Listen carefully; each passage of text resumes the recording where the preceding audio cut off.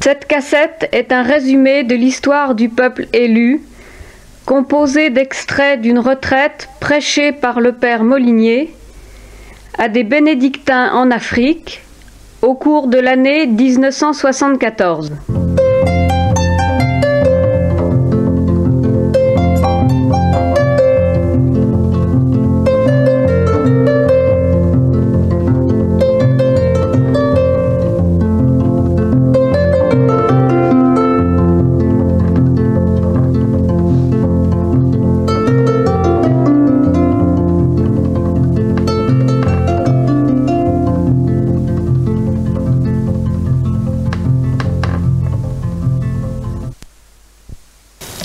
Si on veut comprendre la Bible, il faut éviter que les arbres nous cachent la forêt.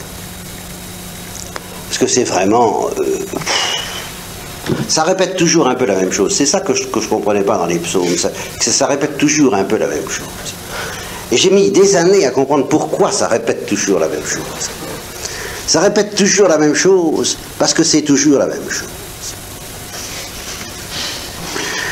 Et c'est toujours la même chose pour une raison extrêmement profonde. Parce que quand il y a deux êtres dans la vie, dont l'un aime l'autre, et que l'autre l'aime pas, eh bien, leur conversation quotidienne, c'est toujours la même chose.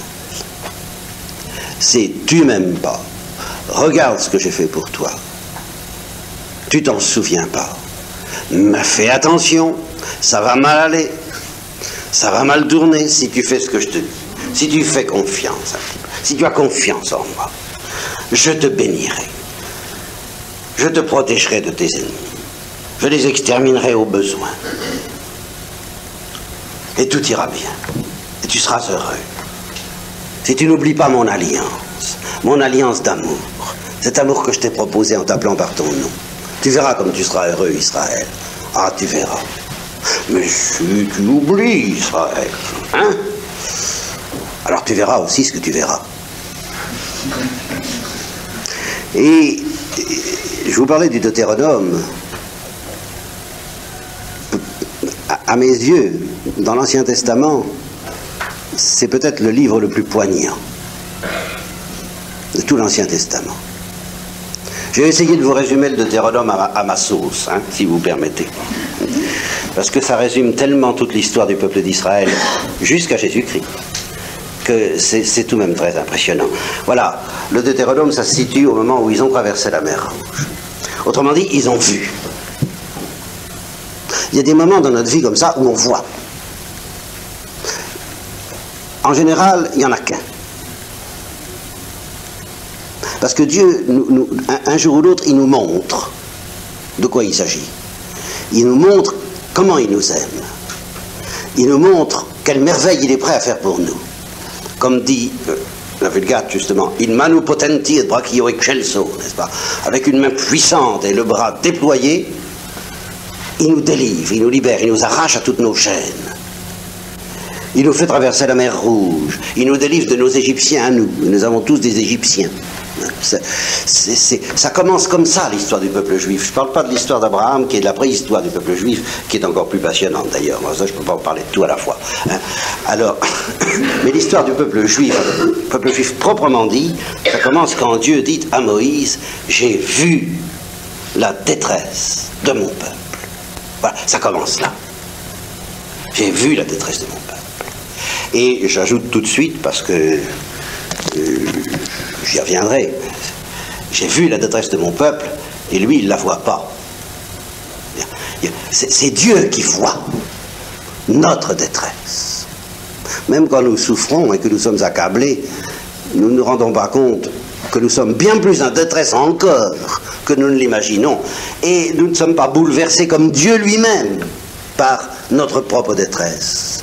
Dieu seul est vraiment, comme dit le père Brault dans un livre qui vient de paraître, et dont je lui ai suggéré le titre à sa demande d'ailleurs, Dieu seul est humain. Dieu seul, j'ajouterais, alors c'est plus audacieux, je dirais, Dieu seul est en détresse. Ou plutôt, Dieu seul sait ce que c'est que la détresse. Dieu seul sait ce que c'est que notre détresse. Et alors, justement, la première chose qu'il dit à Moïse, j'ai vu, toi t'as rien vu, eux ils n'ont rien vu, ils ne comprennent rien, moi j'ai vu la détresse de mon peuple. Et alors je vais lui faire voir à mon peuple ce que je suis capable de faire pour lui. Alors naturellement, Moïse a beaucoup de mal à y croire. Inutile de vous rappeler l'histoire, ça se passe sans difficulté. Les Égyptiens ne lâchent pas prise comme ça non plus, n'est-ce pas? C'est l'histoire des 10 plaies d'Égypte, et puis la traversée de la mer Rouge. Et alors là, tout de même, le peuple voit. Il est ébloui. Alors il dit, ah oui, alors là, ça, Dieu avec nous, hein, Emmanuel. Mais aujourd'hui, on en fait quelquefois un slogan, Dieu avec nous. Bon, Dieu est avec nous, c'est merveilleux, c'est quelqu'un de formidable. Et puis Moïse et Aaron, vous êtes des gars très bien. Vive Moïse et vive Aaron. Seulement quand ils se trouvent dans le désert, et que ça commence à plus aller aussi bien, alors ils disent, ben c'était pas la peine. On était encore mieux là-bas. C'était pas la peine de nous faire sortir. Et ça va être tout le temps comme ça. Alors, je ne sais pas si vous vous rendez compte de ce que ça pouvait faire à Moïse et à Aaron. Moïse surtout. Il avait fait ça parce qu'il fallait. Mais enfin, il avait été ébloui par le résultat, par la bonté de Dieu et sa puissance. Et lui, il continuait quand même à y croire. Et il pensait que le peuple allait continuer à y croire. Et il a vu que sitôt que ça s'arrête, le peuple ne marche plus. Taladage. Dieu ne peut pas s'arrêter un instant en leur disant « Fais-moi un peu confiance, tu vois bien ce que j'ai fait, tu vois ce que j'ai fait. » Quoi? Alors? Tu ne peux pas attendre 5 minutes pour me faire plaisir un peu à moi aussi? Moi, je te fais plaisir, alors fais-moi plaisir. Enfin, il faut qu'on s'aime tous les deux quand même. Une alliance, c'est ça. Tu me fais un peu de crédit. Rien à faire. Mais le peuple a la nuque raide. Le peuple endurci. Ça dure pendant des années et des années. Et alors Moïse, il apprend à connaître ce que c'est que Dieu, et il apprend à connaître ce que c'est que le peuple. Le peuple élu. Le peuple. Et il est pris en sandwich. Vous voyez? Entre les deux. Entre Dieu et le peuple. Et il y a des moments où il n'en peut plus. Et alors à la fin de sa vie, alors il fait une grande séance finale, un recueil de sermons qui s'appelle le Deutéronome, et je vais me permettre de vous présenter ça de la façon suivante. Il convoque tout le monde dans une salle propice pour ça, et puis il leur fait passer des diapositives. Voyez-vous? Oui. Mais lisez le Deutéronome en pensant à ça, vous verrez que ça, c'est un peu ça. Il leur fait passer des diapositives, il leur dit, tenez, vous voyez, vous vous rappelez, hein, vous vous rappelez ce qui s'est passé là, au rocher où vous avez fait couler de l'eau, vous vous rappelez, tenez, et puis la mer Rouge, vous voyez, vous vous rappelez tout ça, vous vous rappelez comment vous avez, vous vous rappelez tout ce qui vous est arrivé. Et alors justement, il leur montre par ce rappel qu'ils n'ont rien compris, qu'ils n'ont jamais cru, qu'ils se sont toujours méfiés, qu'ils ont toujours trahi, qu'ils ont toujours été infidèles. Il dit, voilà ce que vous avez fait. Israël. Tu te rappelles les bons moments qu'on a eus, les moments merveilleux. Puis tu te rappelles ce que tu en as fait. Bon, ben maintenant je vais vous quitter, moi, Israël. Je vais m'en aller. Parce qu'il faut bien que je m'en aille. Parce que je vais retourner avec mes pères. Et ça me fait une peine infinie de vous quitter. Et puis ça me soulage un peu. Comme le Christ lui-même a pu le dire, génération incrédule, combien de temps est-ce qu'il faudra que je sois parmi vous? J'en ai quand même un peu assez. Alors Moïse en a assez. Il a dit, je vais vous quitter. Alors une dernière fois, je vais vous lire le code, comme on dit. C'est-à-dire, je vais vous lire la règle du jeu. telle que Dieu a essayé de vous la faire comprendre à travers ma pauvre bouche, mes pauvres paroles et mes pauvres miracles. Voici que je place devant toi la route du bien et du mal. Voilà. Alors écoute bien, une fois pour toutes. Si tu choisis la route du bien, c'est-à-dire si tu es fidèle à croire que Dieu est là, que Dieu t'aime, que Dieu te demande de respecter son alliance, tout ira bien. Tu seras béni, tu seras fécond, je te donnerai la terre promise, le pays où coule le lait et le miel. Nous reparlerons de la terre promise, nous reparlerons de cette traversée du désert et de ce qu'il y a au bout de cette terre promise, au bout de cette traversée du désert et qui s'appelle la terre promise. Si tu choisis la route du bien, tu trouveras cette terre.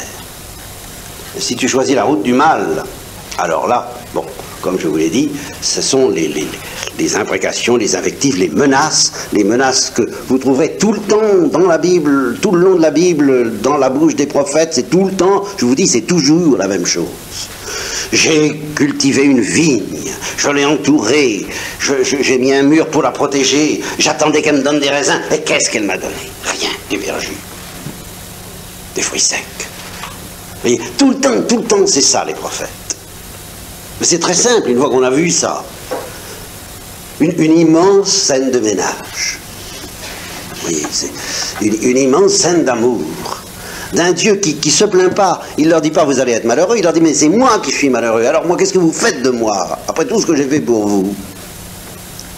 Alors Moïse reprend ça une dernière fois. Il leur dit donc méfiez-vous, si vous n'êtes pas fidèles, gare à vous, vous verrez ce qui vous arrivera, les calamités qui vous arriveront, je vous expulserai de la terre promise, je vous enverrai en exil. Et puis alors, à un moment donné, il s'arrête. Et c'est là le moment le plus poignant du Deutéronome. C'est un changement musical, un changement de clé, n'est-ce pas? Il y a le ton de la menace, de l'invective et de la colère d'amour. Mais la colère, il leur dit faites attention. Hein, bon. Et puis à un moment donné, il s'arrête et il s'effondre. Et là, il ne menace plus, il prophétise parce qu'il voit. Il leur dit, puis en fait, je sais bien, vous trahirez. Mais c'est pas rose, hein. Je sais bien que c'est comme ça que ça va se terminer. Ça va pas se terminer bien. C'est même plus la peine que je menace, je sais.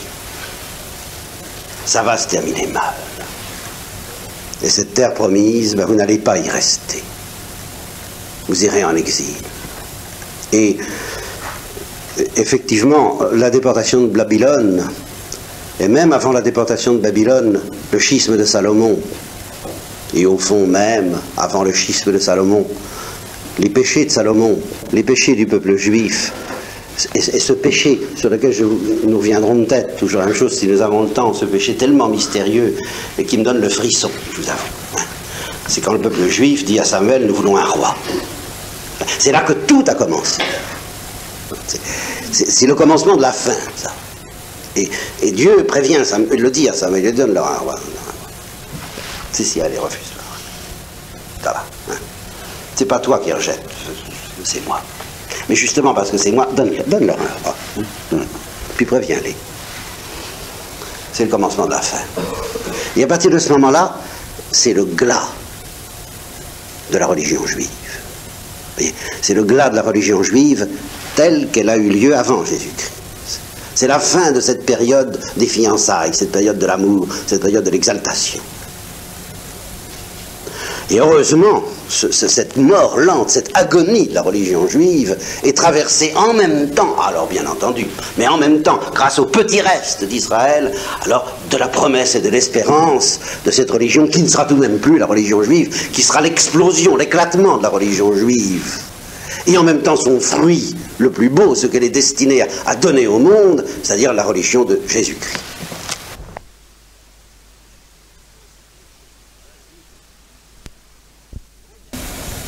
Si aujourd'hui, si vous entendez la voix de Dieu, n'endurcissez pas votre cœur.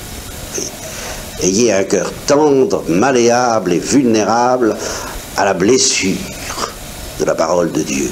Parce que si la parole de Dieu est un glaive à deux tranchants, si vous la laissez entrer dans votre cœur, elle va vous blesser. Et cette blessure est une béatitude. Bienheureux les blessés. Bienheureux ceux qui ont été blessés par la flèche de l'amour de Dieu. C'est ça. Et qui ne s'en remettent pas. Alors, si cette parole vous visite, et si vous sentez qu'elle va vous toucher, on dit ça déjà dans le langage, n'est-ce pas? Ce que vous dites, ça m'a quand même touché. N'est-ce pas? Je vous aime pas, je vous apprécie pas, mais enfin, vous m'avez touché.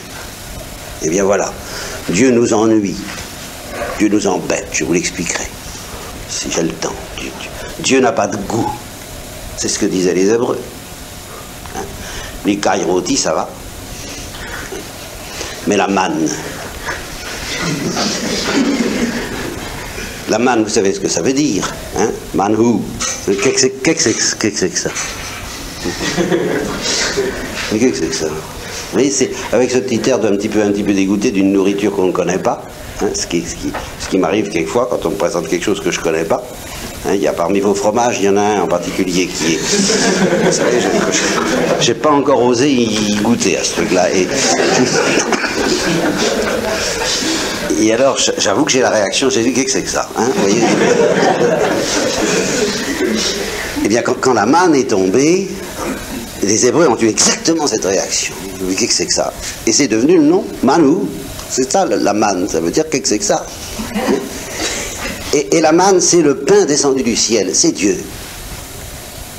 C'est le goût de Dieu. Et quand Dieu se présente à nous, eh bien, il y a une réaction. Ce truc-là. Vous voyez, ça n'a pas de goût, c'est insipide, ça ne nous dit rien. Bon, eh bien c'est entendu, c'est d'accord, dit Dieu, je ne te dis rien, je ne t'intéresse pas, je t'embête, je t'ennuie, je te rase, très bien. Hein? Bon. Mais tout de même, regarde, par exemple, mon fils en croix, ça te touche pas un peu tout de même? Voilà. Alors on est touché. Et quand on est touché, ben on est blessé. Et le curé d'Ars expérimentait ça très très bien. Le curé d'Ars essayait de toucher son peuple. Il n'y arrivait pas, car les prophètes n'y arrivent jamais. Et Jésus-Christ n'y arrivait pas. Si vous lisez l'évangile d'un peu près, vous verrez que Jésus-Christ n'y arrivait pas. À part des exceptions qui le mettaient dans l'admiration et dans la joie, dans l'ensemble, il n'y arrivait pas. Un exemple flagrant, la multiplication des pains, tout le monde marche. Parce qu'à ce moment-là, c'est les cailles rôties, ça a du goût. Hein. Bon. Et puis après ça, il leur parle du pain du ciel. Il dit, c'est pas ça, il y a un malentendu, vous savez, c'est pas ça que je suis venu vous donner. Je suis venu vous donner une autre nourriture. Mais qu'est-ce que c'est que ça, cette nourriture? Qu'est-ce que c'est que ça? Bon, ben c'est mon corps. Eh ben, qu'est-ce que vous voulez? Ils étaient 5000 à l'arrivée, il en est resté 12, plutôt 5000 au départ, il en est resté 12 à l'arrivée. Hein, voilà comment Jésus-Christ a échoué. Faut bien se rendre compte de ça. Parce que si ces 5000 hommes avaient fait comme les apôtres, s'ils avaient dit, tu as les paroles de la vie éternelle, on ne peut pas te lâcher, il n'aurait pas été crucifié, le peuple aurait empêché ça. Le peuple n'a pas empêché ça parce que le peuple... cette histoire-là. Donc Jésus-Christ a échoué comme tous les prophètes. Et le curé d'Ars a échoué. Et alors, le cri constant du curé d'Ars, moi, ça me... Peuple insensible. Et il ne leur reprochait pas de ne pas être vertueux, de ne pas être chrétien, de ne pas pratiquer, mais de ne pas être touché. Peuple insensible. Pourquoi tu ne te laisses pas toucher? Dans les choses de la vie humaine, si on veut faire comprendre à quelqu'un qu'on a pour lui une qualité d'amour exceptionnelle, eh bien il n'y a rien à faire. Il faut lui dire je t'aime pas comme les autres. Voilà. C'est pour ça qu'une mère peut avoir quelquefois du mal à faire comprendre l'amour qu'elle a pour ses enfants. Elle les aime tous, comme dit Victor Hugo, chacun en a sa part et tous vont tout entier. Mais de temps en temps, il faut quand même qu'un enfant sente que pour sa mère, il est le seul. Sinon, il ne se sent pas vraiment aimé avec la totalité du cœur de sa mère. Alors c'est un problème très difficile, n'est-ce pas? Comment faire comprendre à 18 enfants que chacun est le seul, n'est-ce pas? C'est très difficile avec notre petite intelligence, mais avec le cœur ça se comprend. Eh bien c'est de cette manière-là que Dieu a éduqué le peuple d'Israël. Il lui a dit, pour moi tu es le seul. Et ainsi, il nous a préparé à comprendre que parce que Dieu a un cœur de mère, en fin de compte, chacun de nous, pour lui, est le seul. Seulement ça, c'est beaucoup plus calé. Vous comprenez? Et avant de se mettre à comprendre que chacun de nous est unique pour Dieu, il faut d'abord se mettre dans la peau du peuple juif, si je peux dire. Parce que ça, c'est quand même plus facile. Parce que le peuple juif pouvait se dire, je suis tout de même aimé plus que les autres. Je suis le préféré. Alors ça, on peut comprendre. Eh bien, il faut commencer par cette première étape. Il y a eu sur le peuple juif un amour de prédilection, et qui n'a pas été donné aux autres peuples. Et comme le dit, je crois que c'est Paul qui dit, nous bénéficions d'une certaine manière de l'infidélité d'Israël. Parce que les invités n'étaient pas dignes, eh bien, on est allé chercher les clochards. Et les clochards, c'est nous. C'est nous tous. Nous qui sommes les gentes, n'est-ce pas, les autres peuples, quoi, les autres peuples. Aux yeux d'un juif, c'est pas grand-chose, les autres peuples. Bon. Eh bien, c'est pas tout encore. Parce que vous pensez bien le danger de cette éducation. Dieu a des méthodes d'éducation très curieuses, enfin très déroutantes. Et c'est très dangereux quand on a plusieurs enfants, et mettons que tous les peuples sont les enfants de Dieu, n'est-ce pas? Ben, on a plusieurs enfants, on en prend un, on lui dit, toi, tu es mon préféré, hein, tu es mon bien-aimé, je t'aime plus que les autres. Qu'est-ce que ça va donner? Normalement, étant donné le cœur humain, eh bien le préféré il va se dire, alors attention, hein, moi je suis le préféré. Et alors ça c'est très grave, c'est très dangereux, et c'est la source de cet orgueil beaucoup plus dangereux, l'orgueil original qui va être l'orgueil du peuple juif. Je suis supérieur aux autres hommes, puisque je suis préféré. Et on va avoir un mal fou, un mal de chien à sortir de cette logique. Du moment que Dieu m'aime plus, c'est que je suis supérieur aux autres hommes. Ou encore, cette autre logique, du moment que je suis inférieur, ou pauvre, ou peu important, alors Dieu ne m'aime pas. Ou Dieu ne m'aime pas tant que ça. Je n'ai pas tellement d'importance aux yeux de Dieu. Et c'est cette logique que Dieu va essayer de briser par toute l'éducation qu'il va donner au peuple d'Israël. En lui disant, écoute bien Israël, si je t'ai choisi, fais bien attention, c'est pas parce que tu es mieux que les autres. C'est en toutes lettres dans la Bible, ça. Et il faut en effet y faire très attention. C'est pas parce que tu es mieux que les autres. Non. C'est au contraire parce que tu es moins bien. Voilà.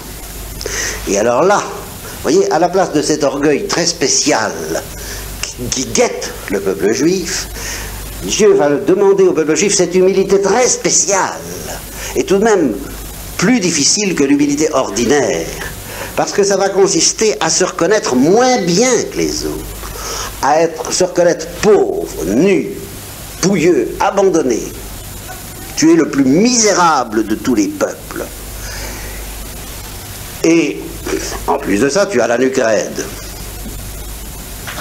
À la limite, on pourrait dire, c'est précisément parce que tu es le plus orgueilleux, le plus endurci de tous les peuples, le plus en danger de se perdre de tous les peuples, le plus mauvais de tous les peuples. Eh bien, à cause de ça, je t'ai choisi, Israël. Alors il faut que tu comprennes bien, que je t'aime plus que les autres. Oui, c'est vrai, je t'aime plus que les autres. Mais parce que si je prends la famille humaine, eh bien, tu es le demeuré de la famille. Et que ce qui a du prix aux yeux des hommes, voilà, et voilà où ça commence, vous voyez, la dialectique. Ce qui a du prix aux yeux des hommes, ça n'a justement pas de prix aux yeux de Dieu. Tu comptes pour moi, tu as du prix à mes yeux, dit Isaïe, précisément parce que tu comptes pour rien aux yeux des hommes. Alors voilà ce qu'il faut que tu comprennes, Israël. Ben, c'est pas très très facile à comprendre ça. Et est-ce que les chrétiens ont compris ça eux-mêmes? Vous voyez, il faut commencer par là. Et c'est le b.a.-ba de ce deuxième degré d'humilité. L'humilité de la confiance, à savoir, j'ai du prix aux yeux de Dieu dans la mesure même où je n'en ai pas aux yeux des autres et à mes propres yeux. Au fur et à mesure que quelqu'un accepte de comprendre ça, alors Dieu devient farouche. C'est-à-dire qu'il le soumet à de très très très drôles d'exercices. Il dit, tu comprends que je t'aime et tu comprends pourquoi. C'est vrai? C'est bien vrai? Oui, je vous assure, je comprends. On va bien voir. Et alors, ça y va.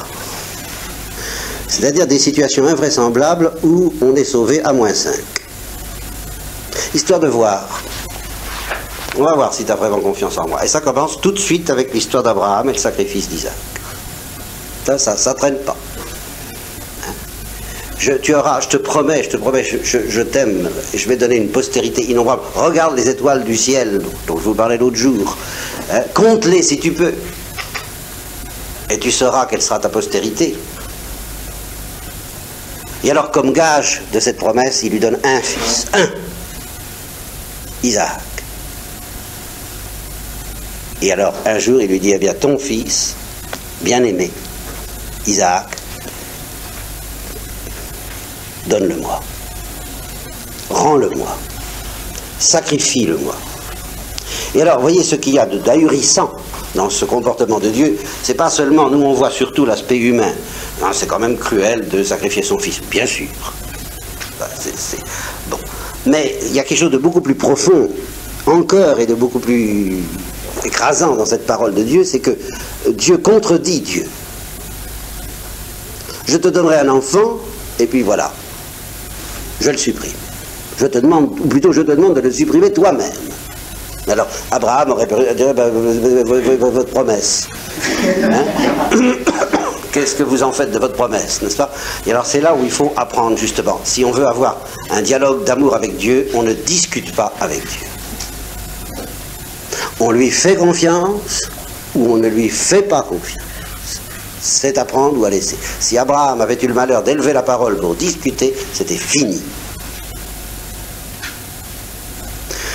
Et alors, là, nous avons, à propos de ce texte, ce sacrifice d'Isaac, nous avons l'avantage unique, peut-être, dans toute la Bible, d'avoir une exégèse très précise, une interprétation qui est elle-même de la Bible.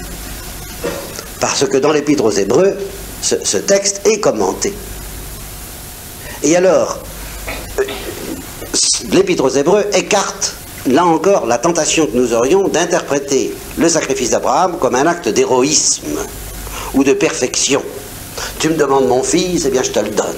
Hein? Bon, ou bien de résignation. Le Seigneur m'a donné, le Seigneur reprend, que le nom du Seigneur soit béni. Voilà. Mais alors il avait promis, bah oui, il avait promis. Moi, je ne sais plus. Après tout, vous savez, comme les amis de Job, Dieu est grand, on ne peut pas savoir, il ne faut pas chercher, il ne faut pas discuter, alors en effet, il fait ce qu'il veut. Mais qui suis-je pour l'intéresser tellement? Après tout, je ne suis qu'un ver de terre, je ne suis qu'un vermisseau, je ne suis rien. Ça lui a, il avait l'air d'avoir envie de m'aimer, oui. Mais après tout, il n'est pas obligé de m'aimer. Vous voyez, c'est ça. Après tout, il n'est pas obligé de m'aimer tant que ça. Il faut croire qu'il ne m'aime pas tant que ça, puisqu'il me demande de lui rendre Isaac. Après tout, je dois m'y résigner. Il faut accepter de n'être qu'une créature. Et de n'avoir pas beaucoup d'intérêt aux yeux de Dieu. Vous savez, oui, je comprends que ça vous paraisse drôle, mais combien de vies chrétiennes sont sous cette lumière? Cette résignation larmoyante, oh, et quelquefois sinistre même. Eh bien, écoutez, s'il y a quelqu'un qui aurait eu l'excuse d'adopter cette attitude de résignation accablée, et de se dire après tout, je n'ai pas le droit, quel titre est-ce que j'ai à être aimé de Dieu? Pourquoi est-ce qu'il m'aimerait plus que les autres? Ben, c'est Abraham. Eh bien, l'Épître aux Hébreux, justement, nous donne la certitude, c'est ça que si je suis aussi fort pour vous dire ça, c'est que par l'Épître aux Hébreux, je sais que c'est pas ça qu'a pensé Abraham. Et c'est ça que je trouve extraordinaire. Il s'est pas résigné du tout, il s'est pas dit à peu près, même après tout, j'ai pas le droit, j'ai aucun droit. Il s'est pas dit ça. Il a espéré contre toute espérance. Et l'Épître aux Hébreux précise d'ailleurs qu'Abraham ne s'est pas douté du tout comment ça allait se passer, il n'a pas cherché à comprendre. Il a dit, même si je le tue, Dieu peut ressusciter les morts. Voilà jusqu'où c'est allé, d'après l'Épître aux Hébreux. Et sachant que Dieu peut même ressusciter les morts. Vous voyez la folie de la confiance. Et vous voyez la folie justement de cette confiance qui repose sur l'humilité. C'est précisément parce que Abraham n'essayait pas de mesurer l'amour de Dieu à sa propre valeur. Si le malheureux avait si peu que ce soit essayé de mesurer l'amour de Dieu à sa propre valeur, il n'aurait jamais pu espérer contre toute espérance. Il n'aurait jamais pu espérer que l'amour de Dieu aille jusqu'à ressusciter les morts. Vous comprenez ça? On ne peut pas se dire, je suis quand même quelqu'un de bien. Je travaille sérieusement pour le royaume de Dieu, il a besoin de moi. Alors, il va ressusciter mon fils. On ne peut pas aller jusque-là. On ne peut pas. Donc, si Abraham a espéré contre toute espérance, c'est parce qu'il a senti que cette prédilection de l'amour de Dieu reposait sur sa pauvreté. Que c'est ça qui avait séduit le cœur de Dieu, et c'est ce que nous comprendrons encore beaucoup mieux quand nous verrons le mystère du Christ et ce que le Christ nous enseigne à ce sujet-là. Mais enfin, voyez déjà ce que Dieu demande à Abraham dans ce domaine. Et ça continue toute l'histoire d'Israël. Je pourrais en évoquer combien des histoires de ce genre.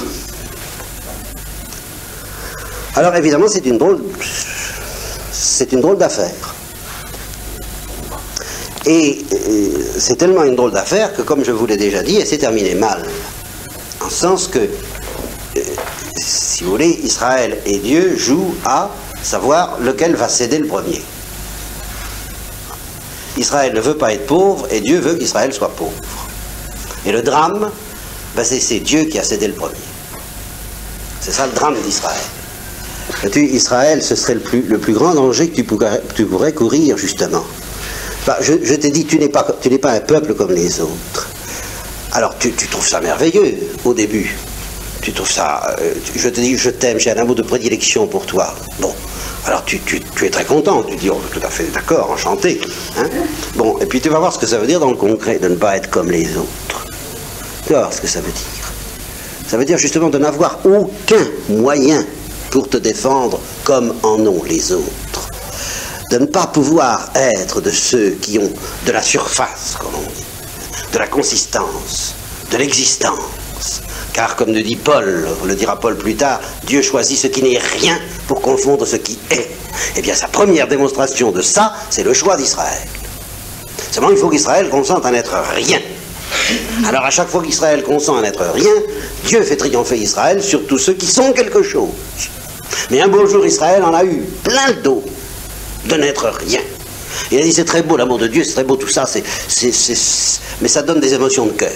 Hein, c'est des palpitations de cœur. Hein, c'est ces batailles qui sont toujours gagnées au dernier moment, ces traversées du désert où on meurt de faim, on meurt de soif, et puis les cailles arrivent, l'eau arrive au moment où on s'y attend plus. J'y tiens plus. Moi, je veux être comme les autres. Vous voyez, c'est tragique, ça. Hein, le bien-aimé, le privilégié qui en a assez d'être privilégié. C'est très beau tout ça. Mais je veux être comme les autres. Mais les autres, ils ont un roi pour défendre. Eh bien, nous aussi. Et alors là, c'est le drame. En fait, c'est le drame d'Israël, oui.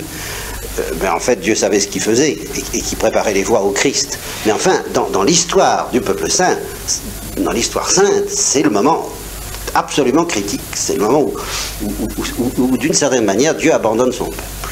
D'une certaine manière. Et à partir de ce moment-là, il ne s'occupera plus que du petit reste. Pratiquement. Et à partir de ce moment-là, il prépare le Christ. Mais vraiment. Mais comme peuple, Israël est fini. À partir du moment où il a dit, je veux être comme les autres, je veux un roi. Et Dieu dit à Samuel, eh bien donne-le leur. Donne-le leur. la belle alliance que j'avais rêvée entre lui et moi au temps du désert, où je l'ai fiancé à moi dans la fidélité, eh bien c'est fini. C'est fini. Il veut être comme les autres, eh bien il sera comme les autres, et puis il verra ce que ça donnera. Et de fait, dans un premier temps, ça donne quelque chose d'absolument merveilleux avec Salomon. C'est vraiment le sommet de la vague, et puis la grande déroute. Il me reste une chose à dire sur le peuple juif, c'est que malgré tout, le genre d'amour que Dieu propose au peuple juif n'est pas aussi profond, aussi extraordinaire que celui que nous révélera Jésus-Christ et dont nous parlerons demain. Mais enfin, c'est tout de même pas mal. Car la comparaison constante que Dieu emploie pour faire comprendre au peuple juif de quelle manière il l'aime et de quelle manière il demande au peuple juif de l'aimer, c'est celui de l'époux et de l'épouse. Alors ça nous est attesté par toute la Bible, par Osée, par d'autres textes, et naturellement par le Cantique des Cantiques, qui est le plus beau poème d'amour qui ait jamais existé. Ça, on ne pourra pas en trouver de comparable. Et ça chante l'amour de Dieu pour sa vigne bien-aimée, justement.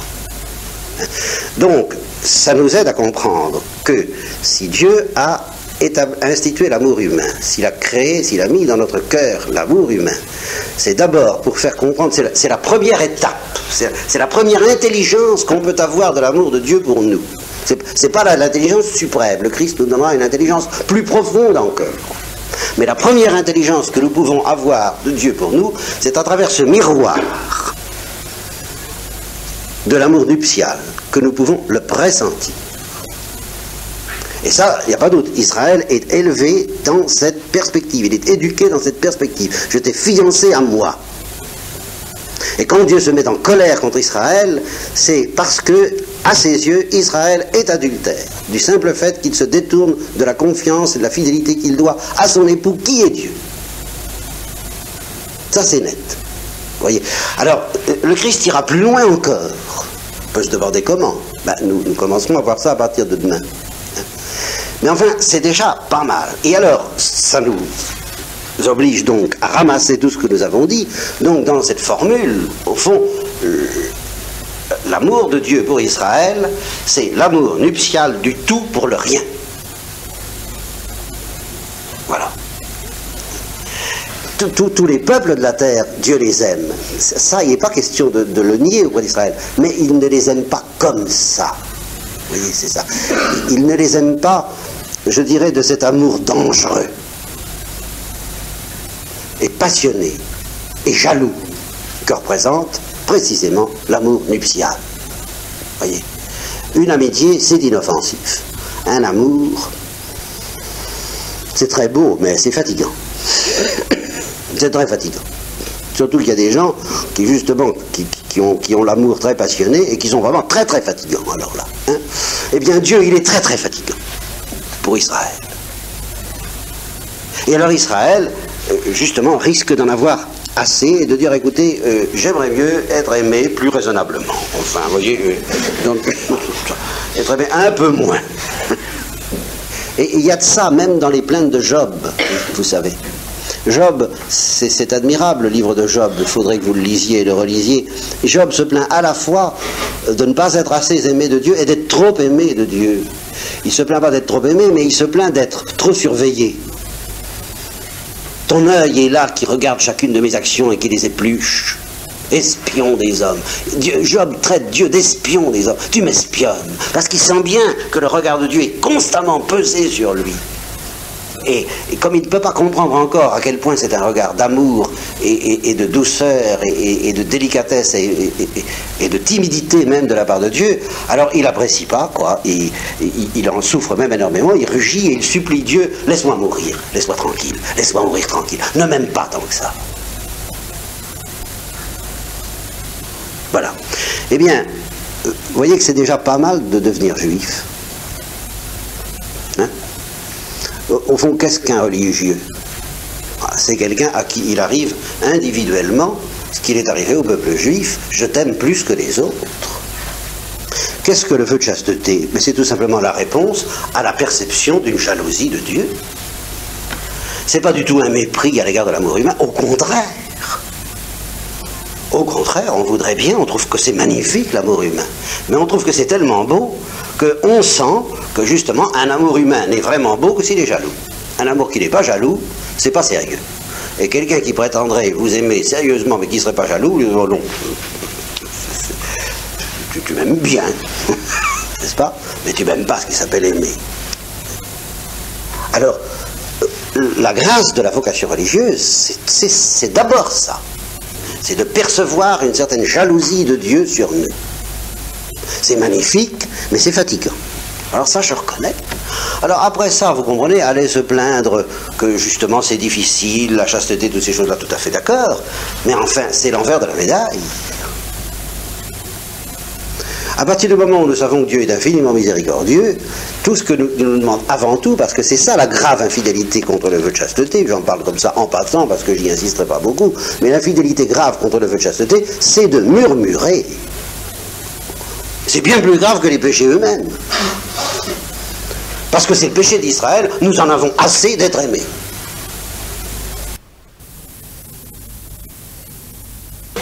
Nous n'avons pas tout à fait fini avec le peuple juif.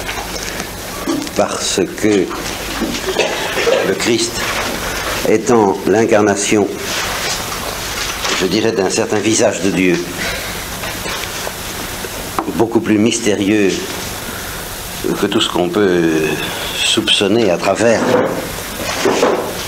la raison naturelle, même religieuse, même la sensibilité religieuse normale, si j'ose dire, le peuple juif est tout de même une lente montée. L'histoire d'Israël est une montée progressive vers le pressentiment de ce visage de Dieu qui va s'incarner avec Jésus-Christ. C'est la montée d'un désir, l'histoire d'Israël. Ce désir qui va en se rétrécissant quant au nombre de ceux qui lui restent fidèles, le petit reste d'Israël, mais qui va en se creusant, en s'intensifiant, en devenant de plus en plus dévorant, et qui parvient à un paroxysme dans la personne de celle qui ramasse en elle toute l'histoire d'Israël, c'est-à-dire la Sainte Vierge. Elle est comme un Finistère, un creuset, un entonnoir, si vous voulez, n'est-ce pas, dans lequel tout se concentre petit à petit, toute la longue attente des pères d'Israël arrive à une espèce de, pas d'exaspération, parce que la Sainte Vierge est calme et dans un océan de paix, mais de paroxysme insoutenable, tel que Dieu ne pourra plus lui résister et qu'il enverra son Fils en réponse au désir de Marie qui résume en elle tous les désirs d'Israël. Alors ça, il faut tout de même que nous regardions un peu ce désir du visage de Dieu, ce que j'ai appelé un jour le visage de Dieu qui ne ressemble à rien, le visage inconnu de Dieu, ce désir dans le cœur d'Israël. Alors il faut revenir un peu sur cette histoire. Au fond, il y a trois parties dans l'histoire du peuple d'Israël, très sommairement. Il y a ce que j'appellerais la préhistoire, celle où le peuple d'Israël n'était encore qu'un clan, le clan d'Abraham, une famille en somme. Et c'est l'histoire de cette famille, la préhistoire d'Israël. Et c'est la partie qui, pour mon cœur, je l'avoue, mis à part peut-être la traversée du désert, c'est celle qui est la plus éloquente. Abraham, Isaac, Jacob, les 12 enfants de Jacob, Joseph.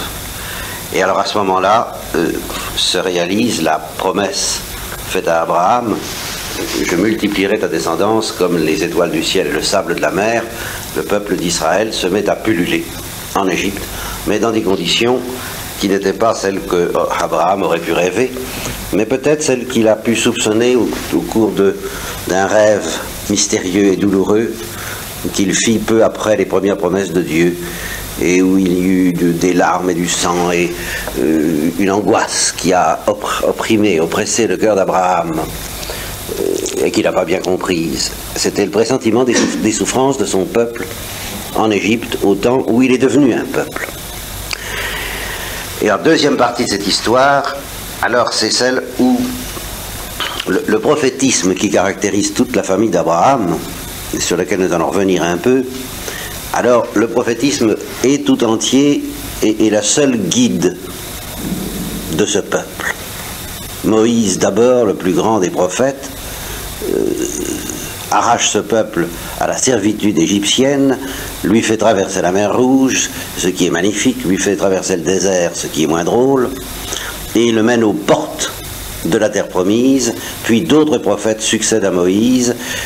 C'est une période plus confuse qu'on appelle celle des juges. Mettons des prophètes ayant le pouvoir, au fond, les juges, c'est un peu ça. Ce sont des prophètes qui se relaient pour diriger les armées, diriger la conquête de la terre promise et commencer à organiser le peuple d'Israël. Et ça va jusqu'à Samuel, ce moment douloureux entre tous dont je vous ai déjà parlé, et où Israël refuse de continuer à être dirigé par des prophètes et où il veut être dirigé par des rois comme tout le monde. Et à partir de ce moment-là, le prophétisme continue en Israël, mais alors ça devient presque immanquablement un prophétisme persécuté. Et il y a vraiment les deux pouvoirs, temporels et spirituels, à partir de Saül, le premier roi d'Israël.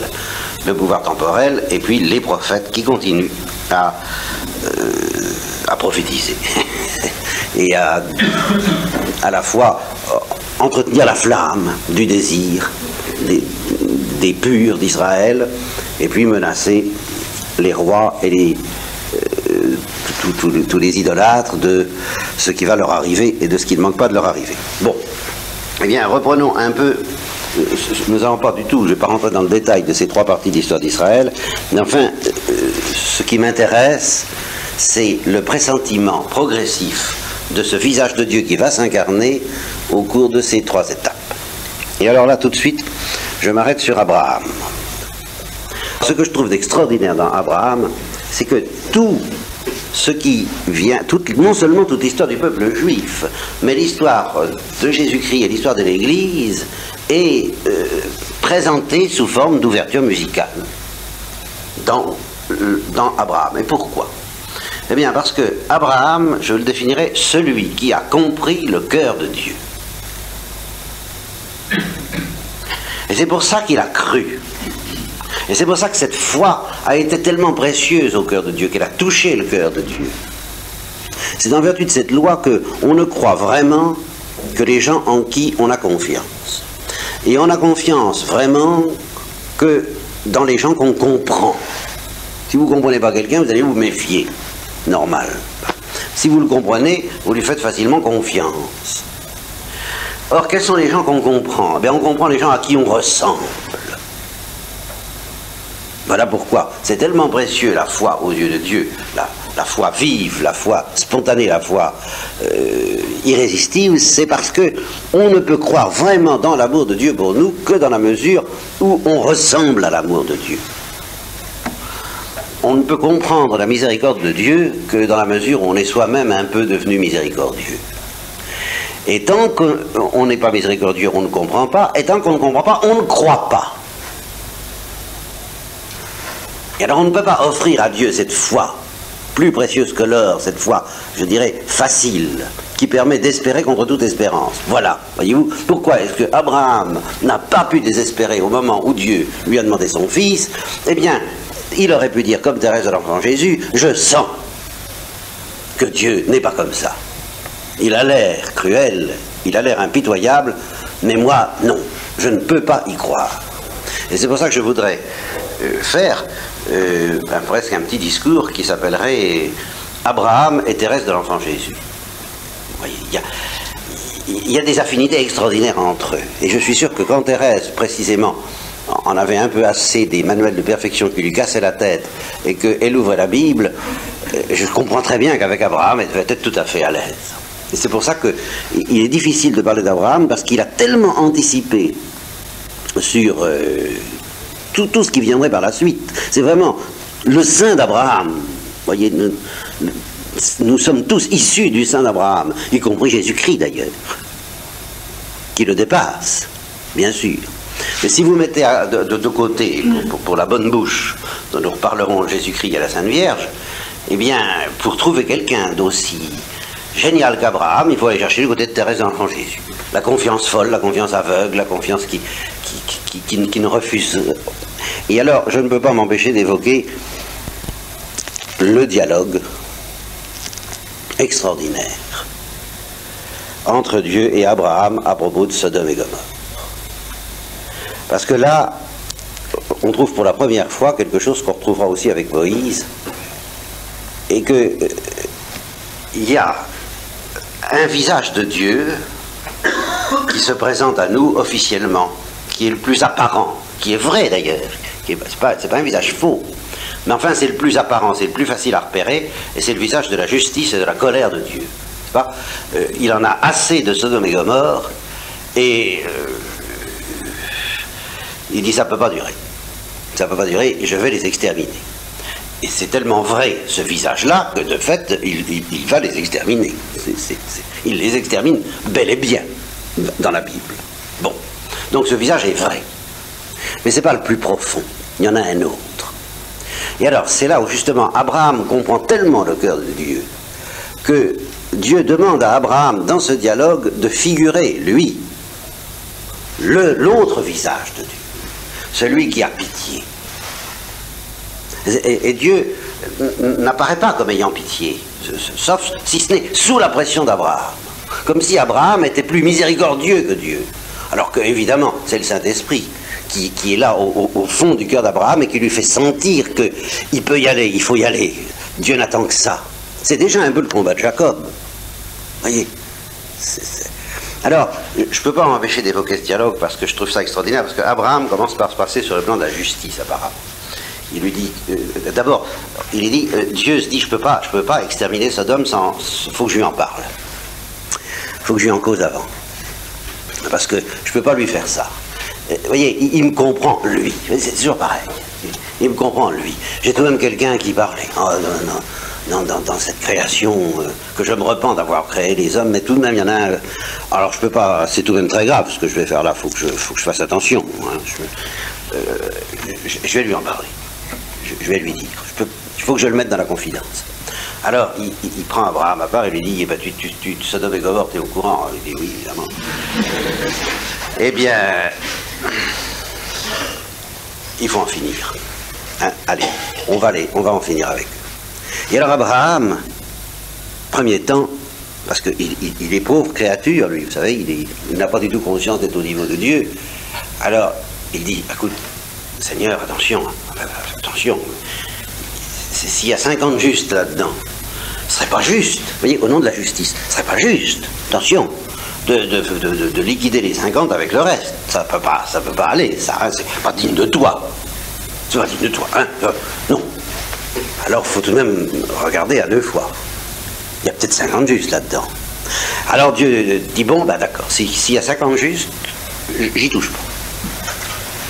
Oh, merci, alors là, Seigneur, je vous reconnais bien là, enfin j'en attendais pas moins de vous. Alors, bon, 50, enfin 50, bon, peut-être qu'il n'y en aura pas. Hey, on va pas être à 5 justes près, hein, 45, ça. 45, d'accord, Dieu, ça. Oh, bon, merci Seigneur, très bien, 45.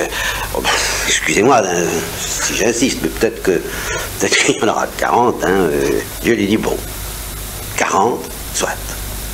Dieu lui dit, d'accord, s'il y en a 40, je leur pardonne. Et s'il y en a 30? Eh bien, s'il y en a 30, la même chose. Je leur pardonne. Ah, alors Abraham, on lui dit, bon, ben écoutez, là, ils ne peuvent pas se plaindre. Ils ne peuvent pas se plaindre. Ça, vraiment, alors là, si vous leur pardonnez à 30, ils ne peuvent pas se plaindre. Mais, à mon avis, il n'y en aura que 20. Il n'y en aura pas 30, vous savez. Si vous voulez mon avis, il n'y en aura pas 30. Il n'y en aura que 20. Il n'y en aura que 20, hein? Alors s'il y en a 20, eh bien s'il y en a 20, je leur pardonne. Écoutez Seigneur, alors là, vous m'obligez à insister. Alors, s'il y en a que 10, eh bien s'il y en a 10, ce sera la même chose. Et là, il n'ose pas aller plus loin. Parce que vraiment, il sent qu'il ne peut pas aller plus loin. Tellement il n'y en a pas eu 10. Ça, c'est, je vous dis, là, Thérèse de l'Enfant Jésus et Abraham rejoint, devance, précède Thérèse de l'Enfant Jésus.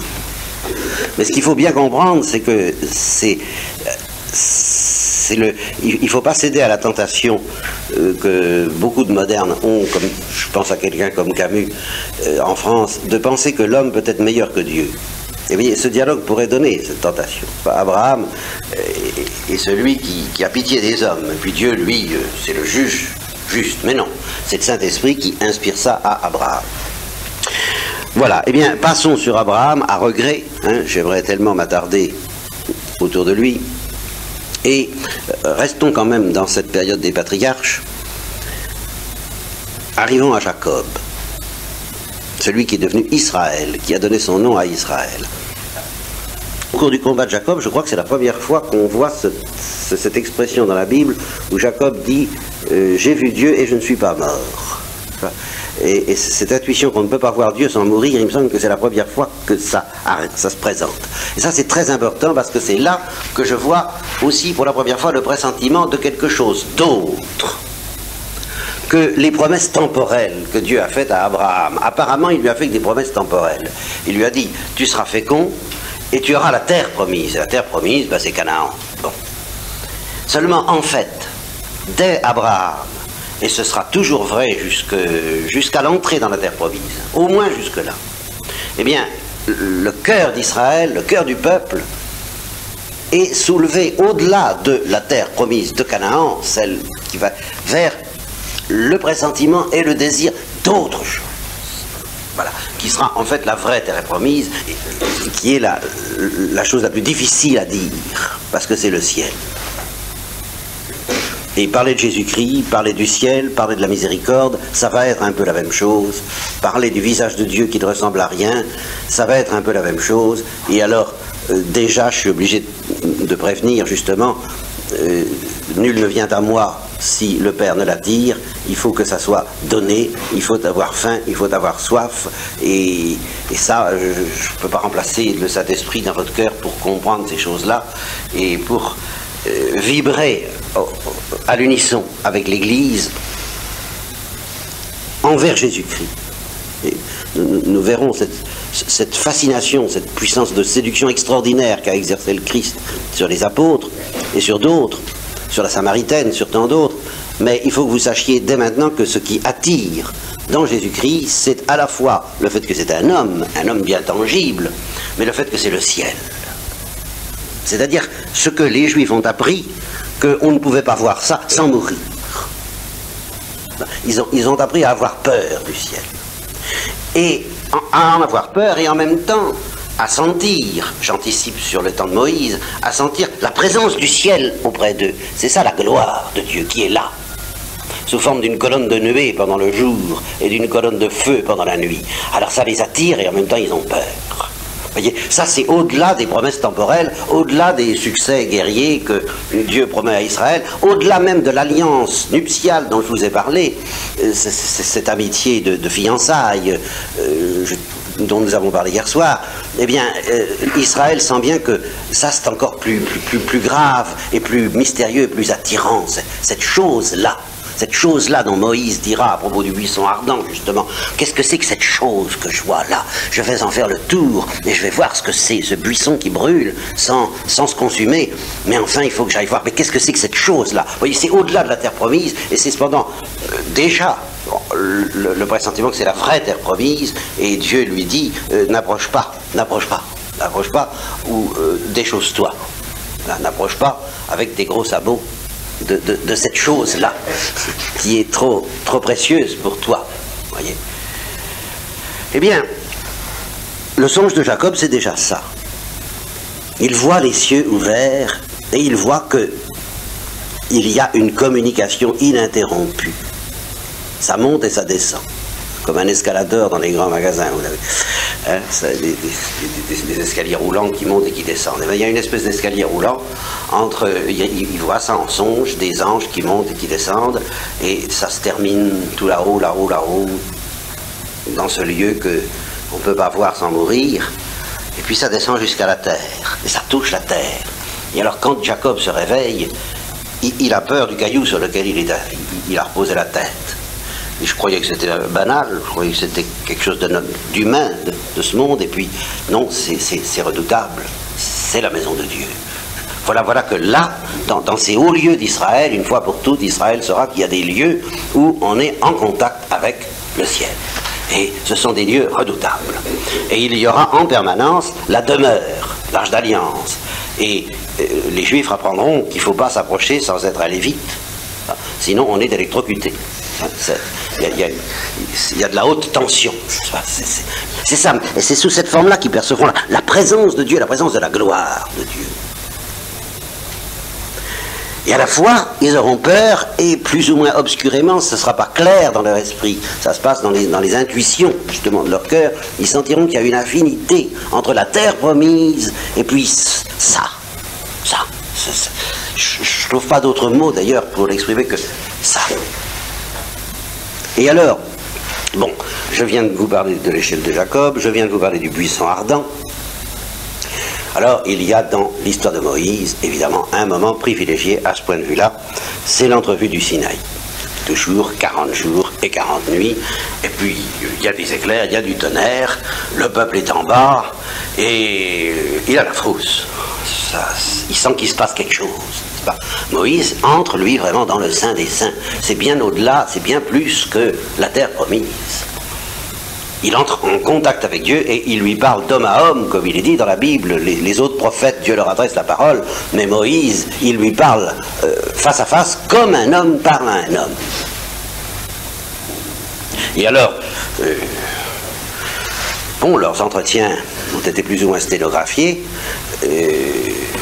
Ils sont arrivés, comme on dit, à une large plateforme d'accord qui s'appelle l'Alliance, n'est-ce pas? Le code de l'Alliance, la loi et tout ça. Mais il y a ce moment extraordinaire. Vous voyez, si vous voulez comprendre Jésus-Christ, il faut vous attarder autour de ces moments-là, où Moïse lui dit « Fais-moi voir ta gloire ». Il sent bien qu'il n'a pas tout vu. Et à ce moment-là, Moïse, la terre promise, la descendance, la protection d'Israël, à ce moment-là, il oublie tout ça, il s'en moque, il est en présence de l'être qui, de ce buisson ardent déjà dont il a pressenti cette chose. Et alors il a envie d'aller au ciel. Qu'est-ce que vous voulez, Moïse? Il oublie la terre, c'est fini, il a envie d'aller au ciel. Fais-moi voir ta gloire. Et Dieu lui dit, tu peux pas la voir sans mourir, justement. Et l'heure n'est pas venue pour toi de mourir. Mais comme je veux, en effet, que tu gardes le désir et le pressentiment de cette gloire, eh bien, je vais te la faire voir de dos. C'est plus prudent pour toi. Tu vas te cacher dans le rocher, et je vais passer devant toi de dos. C'est déjà la Pâque, c'est déjà le passage de Dieu. Et puis, non seulement je vais passer de dos, mais je vais te protéger de mon ombre, pendant que je passerai, de manière à ce que tu puisses supporter un reflet de ma lumière, un petit reflet, un petit rayon de ma lumière, avec toutes les protections possibles, avec tout ce voile qui deviendra pour nous la Sainte Vierge et qui deviendra pour nous l'obscurité de la foi. Il y a les deux. Nous ne voyons Dieu que de dos et c'est l'obscurité de la foi. Et nous sommes protégés par une main maternelle et c'est la Sainte Vierge qui nous permet de supporter le passage de Dieu dans notre vie. C'est une affaire aussi grosse que celle qui est arrivée à Moïse, largement. Or, ce qui est arrivé à Moïse n'était quand même pas banal, puisque quand il est redescendu, eh bien les Juifs ne pouvaient pas regarder son visage, parce qu'il était insoutenable de gloire. Cette gloire pourtant éphémère, comme dit saint Paul.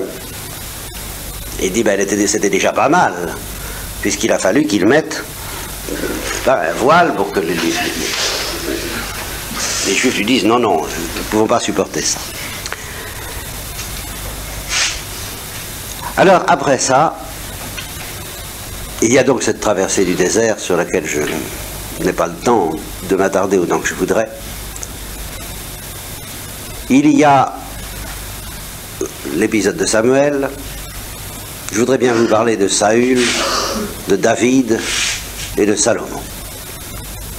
Saül, c'est celui qui se méfie, c'est celui qui est jaloux.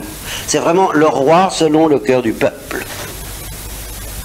Vous vouliez un roi, eh bien vous l'avez. Seulement Dieu c'est ce qui fait, au fond, je vous ai dit, la fin d'Israël commence avec Samuel, enfin, avec le moment où Samuel est remercié par le peuple d'Israël qui décidément ne veut plus de prophète à sa tête et veut un roi. Je dis c'est la fin du peuple d'Israël, mais je dis aussi, et c'est pour ça que je vous en parle ce matin, c'est le commencement de Jésus-Christ. Parce que jusqu'à présent, il n'y avait que des prophètes, il n'y avait pas encore de roi, mais le vrai roi, Dieu l'avait bien en tête, il avait bien l'intention de donner un roi à Israël. Mais un roi alors qui ne serait plus seulement le roi d'Israël, qui serait le roi du monde, qui serait le roi de l'univers, le roi des anges eux-mêmes, le roi des rois, tout à fait. Voilà l'idée de Dieu. Ah, vous voulez un roi? Ben je vais vous en donner un. Mais selon mon cœur. Mais je vais commencer par vous en donner un selon le vôtre. Ce sera Saül. Et puis je vais le remplacer, parce qu'il aura démérité, par un roi qui sera déjà Jésus-Christ, selon mon cœur, David. Et alors il y aura ce mystère extraordinaire des relations. Alors là, moi je voudrais vous en parler, je voudrais avoir beaucoup plus de temps pour vous parler de ça. Les relations d'amour-haine, d'amour et de haine, entre Saül et David. Bon. Et en même temps, ces trois rois, malgré tout, Saül, David et Salomon, ont ceci de commun que ça commence bien et que ça se termine mal. Pour les trois. C'est justement parce qu'il y a une malédiction là-dessus. Israël n'aurait pas dû demander un roi. C'est désolant pour Salomon, qui avait si bien commencé, lui beaucoup mieux que Saül encore. Il avait demandé la sagesse. Et il n'y en a qu'un, au fond, qui s'en sort à peu près, malgré tout, c'est David, parce que ça se termine mal, mais alors, il s'effondre. Il sait jouer perdant. C'est un art de savoir perdre. Parce que justement, Thérèse l'a bien compris, avec l'amour de Dieu, c'est un peu qui perd gagne. Et quand on accepte de perdre, on peut tout regagner parce qu'on attendrit le cœur de Dieu. Bon, je passe sur tout ça. Et j'en arrive alors à un des derniers prophètes, enfin, pas un des derniers, il y en a eu d'autres, mais enfin un des plus grands, et qui est le fondateur, justement, d'un ordre religieux. Le seul ordre religieux qui a pris sa naissance dans l'Ancien Testament et qui continue sous le Nouveau, à savoir le Carmel, justement. C'est Élie, le prophète Élie, qui s'est retiré, qui vivait au mont Carmel et qui avait là une espèce d'école de prophètes, n'est-ce pas, une école à fabriquer des prophètes, qu'on appelait des fils de prophètes. Et alors, là, Élie, il est animé du zèle de la maison de Dieu, et alors il est en persécution, il est en bagarre constante, il connaît justement ce tourment de voir que le peuple d'Israël, il va à la ruine, que c'est la fin, que c'est fichu. Et alors il se déchaîne, il est dans une... et en particulier, il voit les prêtres de Baal qui triomphent, qui s'installent, et que personne n'a réagi. Sans parler de Jézabel, qui elle, alors, la reine, qui les soutient à fond, et lui est obligé de se cacher. Et comme David, il est persécuté, il a peur, et en même temps, il est soutenu par la force de Dieu pour les combattre. Et alors, un jour, c'est pas Jézabel qui l'embête. Jézabel, bon, c'est une femme de perdition, c'est réglé. Bien, si j'ose dire. Mais c'est le peuple. Le peuple qui, le peuple est tout de même impressionné par Élie, parce que tout prophète impressionne. Alors le peuple dit à Élie, ben oui, c'est bien quand même, oui, on t'aime bien, tu fais de belles choses. Et du côté de Baal aussi, il y a quand même des choses pas mal. Alors Élie, il en a justement plein de dos de voir ces gens qui ne savent pas choisir. C'est ça le fond de cette exaspération d'Élie. Enfin, ça va durer combien de temps? Jusqu'à quand clocherez-vous des deux côtés, hein? C'est Dieu ou c'est pas Dieu? C'est Yahvé ou c'est Baal? Si c'est Baal, allez-y et puis fichez-moi la paix. Hein? Hein? Ne venez pas m'embêter à me demander de faire des miracles, de ressusciter des morts ou je sais pas quoi, moi, enfin, ou à prophétiser. Laissez-moi tranquille. Et si c'est moi, alors débarrassez-vous et débarrassez-moi de ces gens-là. Alors le peuple dit, bon ben on va en finir une bonne fois. Alors c'est la fameuse histoire où il convoque, je ne sais plus combien, de prêtres de Baal, il y en avait 200, 300, choses comme ça, et il dit, ben, on va bien voir qui, vous allez mettre la victime sans y mettre le feu, et puis vous allez demander à votre Dieu d'y mettre le feu, hein, voilà. Alors faites ce qu'il faut, et puis on va bien voir, puis il convoque tout le peuple d'Israël, et puis on va en finir, hein. Alors, non, c'est 40 prêtres de Baal, excusez-moi, je ne sais, vous savez mieux le chiffre que moi, pas beaucoup mieux. Bon, alors ça va, c'est bon. Bon, enfin, un certain nombre.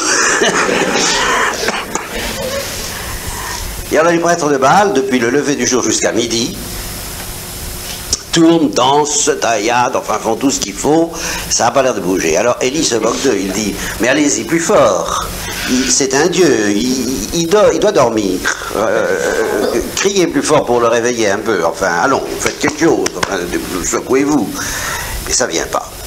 Et alors naturellement, comme Élie n'avait pas agi de lui-même, c'est Dieu qui lui avait inspiré ça, alors quand c'est fini, il dit, ben mon Dieu, allez, tu sais que c'est pour toi que j'ai fait ça, montre-leur que tu es le vrai Dieu. Et alors arrive ce feu du ciel qui tombe sur la victime et qui, pour moi, a une telle importance parce que c'est tout de même un des premiers signes, après le buisson ardent, de ce qui nous attend tous. Pécheur ou pas pécheur, notre destin, et c'est ça, au fond, un homme consacré ou une femme consacrée, c'est quelqu'un qui a compris ça, que, passez-moi l'expression, nous sommes destinés à la casserole. N'est-ce pas? Et l'encensoir nous montre bien. Nous sommes destinés à brûler d'amour, de joie, de gloire. Mais enfin, nous sommes destinés à brûler. Et justement, c'est une de nos grandes tentations, nous chrétiens surtout, parce qu'à nous, chrétiens, il n'est pas permis d'hésiter là-dessus. Ça pouvait être permis pour le peuple juif, ça peut être permis dans les religions naturelles, mais ça n'est plus permis pour les chrétiens. C'est de dire à Dieu, écoutez, vous nous dites, il y a le feu de la gloire, de l'amour, le feu de l'amour miséricordieux qui a percé le cœur de Thérèse de l'Enfant Jésus, après avoir percé celui de Thérèse d'Avila et pas mal d'autres saints. Il y a ce feu-là, dont le Christ a dit, je suis venu jeter un feu sur la terre. Et moi, je ne désire qu'une chose, c'est qu'il s'allume, c'est qu'il prenne, c'est que ce soit un feu de forêt, un feu contagieux, qui s'empare des cœurs les uns après les autres, de proche en proche. Je ne suis pas venu pour vous donner à manger d'abord. Je ne suis pas venu pour ressusciter les morts ou pour guérir les malades. Je fais ça pour vous montrer qui je suis, mais je suis venu pour jeter un feu, qui est le feu de l'amour. Et si vous ne voulez pas de ce feu, alors vous serez de ces branches desséchées qu'on jette à un autre feu. Alors, à quel feu voulez-vous être brûlé ? Et alors nous, on répond, ben, si on pouvait ne pas être brûlé du tout, on se contenterait de la vie qu'on a, en vous aimant bien, mon Dieu. Mais alors le feu de l'amour, et c'est ça, vous voyez, qui dépasse l'alliance nuptiale entre Israël et Dieu. Parce que dans une alliance nuptiale, on parle quelquefois de se dévorer d'amour, oui, mais enfin, c'est de la poésie. C'est des métaphores. On ne se dévore pas vraiment. Tandis que Dieu, lui, l'amour de Dieu, lui, nous dévorera réellement. L'amour de Dieu, lui, est vraiment du feu. Et vraiment en même temps de l'eau vive. Ce que Thérèse d'Avila appelle de l'eau de goudron. Bon, je ne sais pas ce que c'était que cette chimie de son temps. De l'eau qui brûle et un feu qui rafraîchit. N'est-ce pas? Mais c'est tout de même, c'est une lave qui soulève le cœur et qui le liquéfie, justement. Le curé d'Ars disait, le cœur des saints est liquide. Il est liquéfié. Et en même temps, il faut dire aussi, il est liquidé. Il faut être un peu liquidé pour être liquéfié par ce feu. Alors, Jésus nous dit, ben, c'est à prendre ou à laisser. Je n'ai que ça à vous offrir, moi. Le reste, je vous le donnerai par surcroît, en prime, en plus, au centuple. Tout ce que vous me demandez, vous l'aurez au centuple, mais à condition d'accepter le feu. J'attache beaucoup d'importance à ce sacrifice, à cet holocauste d'Élie, où c'est vraiment le feu du ciel qui a consumé la victime, et je dis que tous les holocaustes, tous les sacrifices d'holocauste en Israël, c'était des figures de cet holocauste dont le feu est celui du ciel, et qui est lui-même une figure de ce qui nous arrive, de ce qui doit nous arriver. Et ne vous y trompez pas, à chaque fois que vous communiez, c'est ça qui arrive un peu plus chaque jour. Vous savez, il y a des poisons qui consument, qui brûlent du dedans. Hein, on est un feu intérieur, justement, eh bien, Jérémie il disait, il y a un feu dans mes os. J'ai dit, je ne prêcherai plus, j'en ai assez, lui aussi. Je comprends un peu, oui. Alors, je ne prêcherai plus, j'en ai assez. Mais un feu était dans mes os, dit Jérémie, qui fait que je ne pouvais pas m'arrêter. Eh bien, si vous voulez que ce feu s'arrête en vous, je dirais, cessez de communier.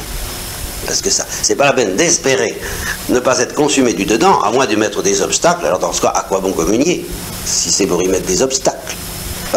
Mais le royaume des cieux, dit Jésus-Christ, grandit et dévore tout, même quand vous dormez. Du moment que vous y consentez, et c'est ça que signifie la consécration religieuse, vous signez là en bas. Mais qu'est-ce qui va m'arriver? Vous verrez bien, on s'occupe de vous. Mais qu'est-ce que je dois faire? Vous occupez pas. La maison se charge de tout. Mais c'est le médicament qui agit. C'est-à-dire l'Eucharistie, c'est-à-dire le corps du Christ. Donc saint Augustin a bien dit, quand tu manges l'Eucharistie, que tu reçois l'Eucharistie, ne t'imagine pas que c'est toi qui me manges, c'est moi qui te mange. Donc c'est bien ça. Moi, le roi d'amour, le roi d'amour, le feu descendu du ciel, je te dévore à petit feu. À chaque fois que tu manges mon corps et que tu bois mon sang. Donc le feu du ciel dévore la victime d'Élie, et alors naturellement, le peuple est tout à fait enthousiasmé, comme un seul homme, il dit Élie au pouvoir, quoi, comme le peuple juif dira Jésus-Christ au pouvoir quand il verra la multiplication des pains. Alors Élie se dit, bon, il faut en profiter parce que ça va pas durer. Bien, alors, puisque vous êtes si bien disposés, exterminez-les tous, les prophètes de Baal, et qu'on en finisse. Et alors, ils sont exterminés, et à ce moment-là, il se passe ce qui se passe souvent dans la vie des prophètes, c'est-à-dire que après avoir été plus ou moins soutenu par la force de Dieu pour accomplir ce que Dieu demande, eh bien, on retombe comme un soufflé, on se dégonfle, quoi, c'est exactement ça, et on prend peur de ce qu'on a fait. Parce qu'on a fait des choses qui, justement, ne sont pas à la mesure humaine, et on redevient un homme, un pauvre homme, quand c'est fini. Alors on a peur, alors Élie a peur. Il se dit, oui, qu'est-ce que j'ai fait, moi? Oh là là, et la reine, elle va me courir. Alors il s'enfuit. Voilà, l'homme qui vient d'agir ainsi, vous voyez, avec cette force extraordinaire, quand il voit qu'il a réussi parfaitement son coup, il a peur, il se dit, Jézabel va me courir après, et il se taille, pardonnez-moi l'expression, n'est-ce pas? Il va se cacher. Et il revient un pauvre homme, et il devient tellement un pauvre homme qu'il a ce cri que j'avoue, je comprends très très bien. Après avoir marché un peu, il n'en peut plus, et il dit après tout, je suis pas mieux que les autres, laisse-moi mourir, laisse-moi m'endormir avec mes pères, cette lutte m'épuise, tu me fais mener une vie qui c'est pas possible, cette histoire-là, c'est pas humain, je suis pas de taille. N'est-ce pas, le découragement, c'est très très important. Moïse a connu ça, Élie a connu ça, tous les prophètes ont connu ça, et c'est essentiel dans la vie d'un prophète, en tout cas le découragement. C'est une phase indispensable. Si vous ne connaissez pas le découragement, vous ne ferez rien. Ou ça veut dire que vous ne faites rien. C'est une loi, ça. Alors Élie est complètement découragé, et il dit, bon ben laisse-moi finir, allez, ça va bien. Hein. Et il s'endort, et à ce moment-là, eh bien, justement, la figure de l'Eucharistie apparaît. L'ange lui donne à manger et à boire. C'est la figure de l'Eucharistie. Et il lui dit, non, non, c'est pas fini, t'as encore un long chemin à faire. Reprends des forces. Et puis va au mont Horeb, qui, je crois, est le Sinaï, le même que Moïse. Et alors là, de nouveau, le passage de Dieu, mais alors selon, justement, un mode qui va me permettre d'approcher enfin de Jésus-Christ.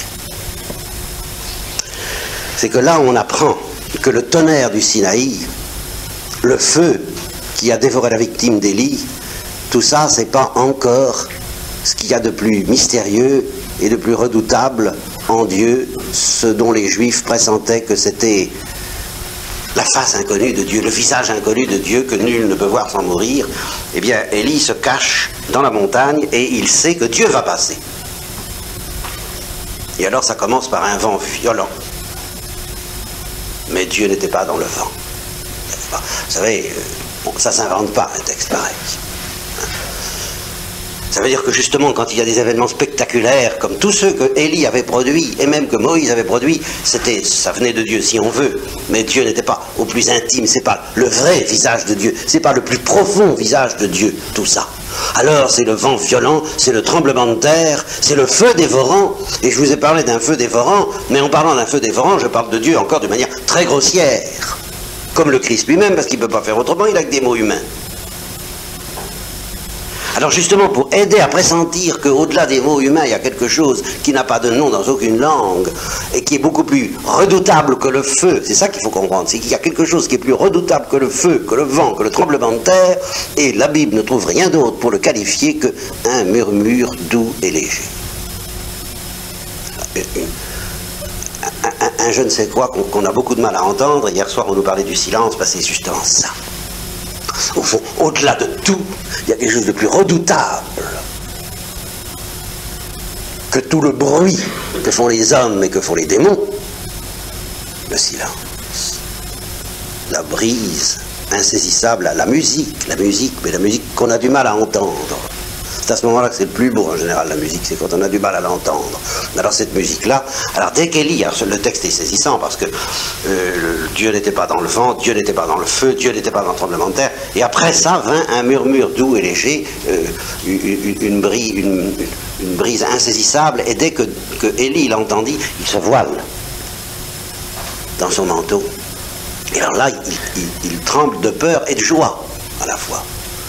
Parce que là, il sait que c'est Dieu. Eh bien, voilà à quoi nous en sommes arrivés, si vous voulez, en méditant sur ce que Dieu a fait avec le peuple d'Israël, le pressentiment qu'il y a un visage de Dieu qui ne ressemble à rien, et qui est à la fois infiniment désirable, et qu'on ne peut pas voir sans mourir, et qui a, j'y reviendrai, qui a surtout la transcendance de Dieu, ça a deux défauts, elle a deux défauts, la transcendance de Dieu. C'est que, ou bien, elle casse tout. Alors ça, c'est le feu du ciel, c'est l'extermination des prophètes de Baal, c'est le tonnerre, c'est les éclairs, c'est le tremblement de terre, casse tout sur son passage, alors on a peur, ou bien, elle dit rien. Alors on ne s'en aperçoit même pas, on la remarque même pas. C'est la manne dont je vous parlais hier. Eh bien, dans les deux cas, c'est la transcendance de Dieu. Et le visage le plus vrai, c'est celui qui ne dit rien. C'est celui qu'on ne soupçonne pas si ce n'est dans le silence. Et alors, ce visage-là, bien, c'est décourageant dans les deux cas. Parce que si on a affaire au visage qui fait du bruit, ben, on a envie de se sauver, c'est bien normal, on a peur humainement. Et si on a affaire au visage qui ressemble à rien, qui est ténu, qui est insaisissable, qui est imperceptible, eh bien on va le rater tous les jours. On va le rater infailliblement, on va passer à côté. On va tout le temps passer à côté. Comment voulez-vous ne pas passer à côté de Dieu, si c'est ça? S'il est tellement transcendant qu'on ne le voit même pas. Comment voulez-vous faire? Eh bien, c'est ce visage, infiniment redoutable, infiniment désirable, infiniment imperceptible, c'est celui-là qui va s'incarner et se rendre visible et charnellement touchable et charnellement mangeable et charnellement buvable dans la personne, dans le visage, dans le corps et le sang de notre Seigneur Jésus-Christ, c'est-à-dire du Verbe qui va s'incarner. C'est ce visage-là. Il faut bien comprendre que le Christ, c'est pas l'incarnation de Dieu comme ça, c'est l'incarnation de Dieu, mais dans son visage le plus mystérieux, le plus redoutable, le plus insaisissable et le plus affolant, je dirais, de joie, de gloire, d'amour, de délices et de détresse pour ceux qui ne le trouvent pas. Vous voyez, quand on est embarqué dans cette faim, dans cette soif de ce visage de Dieu, on se dit, mais je vais mourir si je le vois, puis je vais mourir si je ne le vois pas. Alors, qu'est-ce que nous allons devenir? Je vous ai souvent dit, le plus malheureux des hommes sont ceux qui sont possédés par cette maladie de Dieu. Eh bien, Jésus-Christ est la réponse, il dit, ben, tu vois, je suis un homme, je suis ton frère, j'ai une adresse. Elle est en Galilée, elle est partout partout où il y a l'Eucharistie, elle est partout où il y a des prêtres, elle est partout où il y a des chrétiens. J'ai une adresse, viens me voir, je t'accueillerai humainement, fraternellement, simplement, ça sera très à ta portée, et en même temps, sans que tu t'en aperçoives, eh bien, tu seras emporté dans ce cœur de Dieu qui ressemble à rien et qui t'aime tellement.